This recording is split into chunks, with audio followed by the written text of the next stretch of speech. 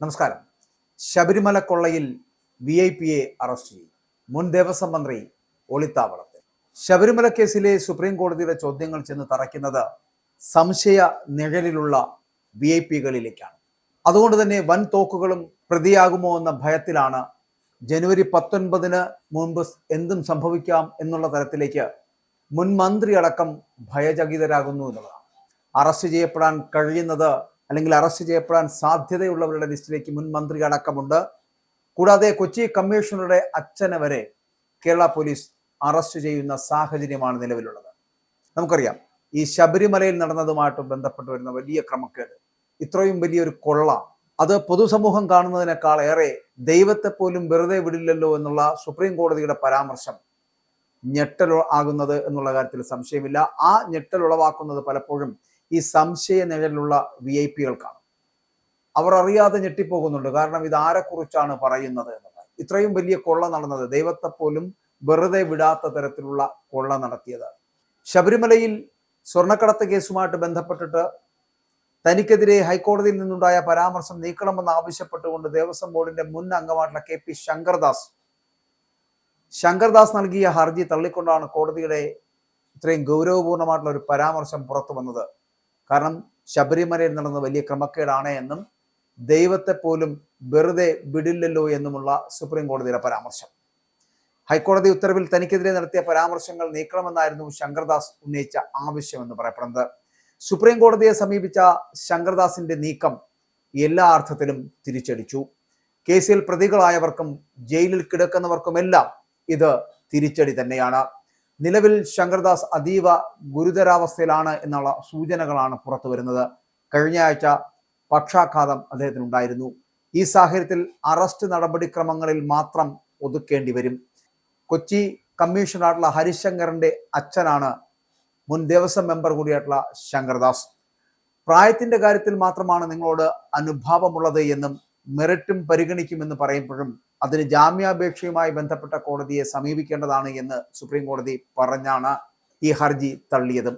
സ്വർണ്ണക്കൊള്ള നടന്ന കാലത്തെ ദേവസ്വം ബോർഡ് പ്രസിഡന്റിനെ മാത്രം അറസ്റ്റ് ചെയ്യുകയും ശങ്കർദാസ് ഉൾപ്പെടെയുള്ളവരെ അറസ്റ്റ് ചെയ്യാത്തതുമാണ് ഹൈക്കോടതി ഉത്തരവിൽ പരാമർശിച്ചിരുന്നത്. അതിനിടയിലാണ് ശബരിമല സ്വർണ്ണക്കൊള്ളയിൽ അന്വേഷണത്തിന് കൂടുതൽ സമയം ഹൈക്കോടതി അനുവദിച്ചത്. 6 ആഴ്ച കൂടിയുള്ള സമയം ഇപ്പോൾ അനുവദിച്ചിരിക്കുന്നു. വിഷയം ഈ മാസം 19 വീണ്ടും പരിഗണിക്കപ്പെടുകയാണ്. അന്ന് SIT ഇടക്കാല റിപ്പോർട്ട് സമർപ്പിക്കുവാൻ പോകുന്നു. അന്വേഷണത്തിൽ ഹൈക്കോടതി തൃപ്തി അറിയിച്ചിട്ടുണ്ട്. ആവശ്യമെങ്കിൽ കൂടുതൽ ഉദ്യോഗസ്ഥരെ ഇതേ ടീമിൽ ഉൾപ്പെടുത്തുവാനും SP-ക്ക് അനുവാദം നൽകി കഴിഞ്ഞു. ഡിസംബർ 3 കേസ് പരിഗണിച്ച കോടതിയാണ് CPM നേതാവ് പത്മകുമാറിന്റെ അറസ്റ്റിന് ശേഷമുള്ള മെല്ലപ്പോക്കിനെ നിശിതമായി വിമർശിച്ചത്. വൻ തോക്കുകളിലേക്ക് അന്വേഷണം പോകാത്തത് എന്തുകൊണ്ടാണ് എന്ന ചോദ്യവും ഉയർത്തിയിരുന്നു. ഇക്കാര്യത്തിൽ അന്വേഷണ സംഘം സ്വീകരിച്ച നടപടികൾ എന്താണ് എന്ന് അത് റിപ്പോർട്ടിൽ ഉൾക്കൊള്ളിച്ചിട്ടുണ്ട് എന്ന് പറയുകയും ചെയ്തു. ചെന്നൈ വ്യാപാരി ഡി മണിയെ ചോദ്യം ചെയ്ത് ലഭിച്ച വിവരങ്ങളും കോടതിക്ക് മുന്നിൽ കൈമാറിയിരുന്നു. മുൻ ദേവസ്വം മന്ത്രി കടകംപള്ളി സുരേന്ദ്രനെയും മുൻ ദേവസ്വം പ്രസിഡന്റ് N പ്രശാന്തിനെയും ചോദ്യം ചെയ്ത വിവരങ്ങളും കോടതിക്ക് കൈമാറി. ഇവരെ അടക്കം വെട്ടിലാക്കുന്നതാണ് സുപ്രീം കോടതിയുടെ പുതിയ നിരീക്ഷണങ്ങൾ. അതുകൊണ്ടാണ് ഞാൻ ആദ്യം സൂചിപ്പിച്ചത്, VIP-കൾ അടക്കം അറസ്റ്റ് ചെയ്യപ്പെടും. VIP-കൾക്കടക്കം നെഞ്ചെടുപ്പ് കൂടുന്നതാണ് ഇപ്പോൾ. ഈ വരുന്ന മാസം 19-ാം തീയതി ഇതിന്റെ യഥാർത്ഥ സ്ഥിതി വിവരങ്ങൾ നമുക്ക് അറിയാൻ കഴിയും.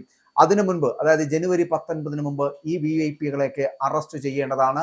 അറസ്റ്റ് ചെയ്തില്ല എന്നുണ്ടെങ്കിൽ ഈ വരുന്ന 19 ശേഷം കൃത്യമായിട്ടുള്ള അറസ്റ്റിലേക്കോ അല്ലെങ്കിൽ പുതിയ നടപടിക്രമങ്ങളിലേക്കോ കടക്കേണ്ടി വരും.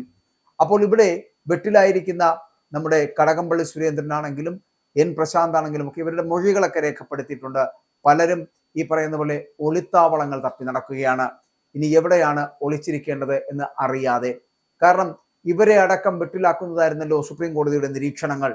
ഇതിനൊപ്പമാണ് ശബരിമലയിൽ നടന്നത് വൻ ക്രമക്കേടാണ് എന്നും നിങ്ങൾ ദൈവത്തെ പോലും വെറുതെ വിട്ടില്ലല്ലോ എന്നും കേസ് പരിഗണിക്കവേ സുപ്രീം കോടതി ജസ്റ്റിസ് ദീപാങ്കർ ദത്ത അധ്യക്ഷനായ ബെഞ്ച് അതിരൂക്ഷമായി പ്രതികരിച്ചത്. ഇതുകൂടി കേട്ടപ്പോൾ ഇന്നലെ വരെ ഇതിനോടൊപ്പം ഒരല്പം കൂടി ആശങ്കയില്ലാതെ പ്രവർത്തിച്ചിരുന്നവർ ഇപ്പോൾ ആശങ്കയിലാണ്. മാത്രമല്ല, പലരും പിടികൊടുക്കപ്പെടാതിരിക്കുവാൻ, അറസ്റ്റിലാകപ്പെടാതിരിക്കുവാനുള്ള തന്ത്രങ്ങൾ മെനയുകയാണ്. സ്വർണ്ണക്കൊള്ള നടന്ന സമയത്ത് ദേവസ്വം ബോർഡ് അംഗമായിരുന്ന ശങ്കർദാസിന് അതിന്റെ ഉത്തരവാദിത്തത്തിൽ നിന്ന് ഒഴിഞ്ഞു മാറാൻ കഴിയില്ല എന്ന് തന്നെയാണ് കോടതി വ്യക്തമാക്കിയത്. ഉണ്ണികൃഷ്ണൻ പോറ്റിക്ക് സ്വർണ്ണപ്പാളികൾ കൈമാറുവാനുള്ള തീരുമാനമെടുത്ത ബോർഡ് യോഗത്തിന്റെ മിനിറ്റ്സിൽ ശങ്കർദാസ് ഒപ്പിട്ടിരുന്നു എന്നത് കോടതി ഗൗരവത്തോടെ ചൂണ്ടിക്കാട്ടുന്നുണ്ട്. മുൻപ് കേസ് പരിഗണിച്ചപ്പോൾ CPM നേതാവ് A. പത്മകുമാറിന്റെ അറസ്റ്റിനു ശേഷം അന്വേഷണം മന്ദഗതിയിലായതിനെ ഹൈക്കോടതി നിശ്ചിതമായി വിമർശിച്ചിരുന്നു. എന്തുകൊണ്ടാണ് അന്വേഷണം വൻതോക്കുകളിലേക്ക് നീളാത്തത് എന്ന് കോടതി അന്ന് തന്നെ ചോദിച്ചിരുന്നു. ഇതിന് പിന്നാലെയാണ് CPM നേതാക്കൾ ഉൾപ്പെടെ ഉള്ളവരിലേക്ക് അന്വേഷണം ഇപ്പോൾ വ്യാപിപ്പിച്ചിരിക്കുന്നതും. ജനുവരി 19-നാണ് റിപ്പോർട്ട് ഹൈക്കോടതിയിൽ നൽകേണ്ടതും. അതിനു മുൻപ് എന്തും സംഭവിക്കാമെന്നതാണ് അവസ്ഥ. സുപ്രീം കോടതി വിധിയോടെ സർക്കാരിനും കാര്യങ്ങളിൽ ഇടപെടാൻ കഴിയാത്ത അവസ്ഥയിലേക്ക് എത്തിക്കഴിഞ്ഞിരിക്കുന്നു. അതുകൊണ്ട് തന്നെ ഇനിയുള്ള CPM നേതാക്കൾ അല്ലെങ്കിൽ അറസ്റ്റിലാകുമെന്ന് ഭയപ്പെടുന്നവർ, മുൻ ദേവസ്വം പ്രസിഡന്റ് അടക്കം മുൻ ദേവസ്വം മന്ത്രി അടക്കമുള്ളവർ വെട്ടിലായി എന്നുള്ള കാര്യത്തിൽ സംശയമില്ല. എപ്പോ വേണമെങ്കിലും ഏത് നിമിഷം വേണമെങ്കിലും ഒരു അറസ്റ്റ് പ്രതീക്ഷിക്കാം ഈ VIP കൾക്ക്.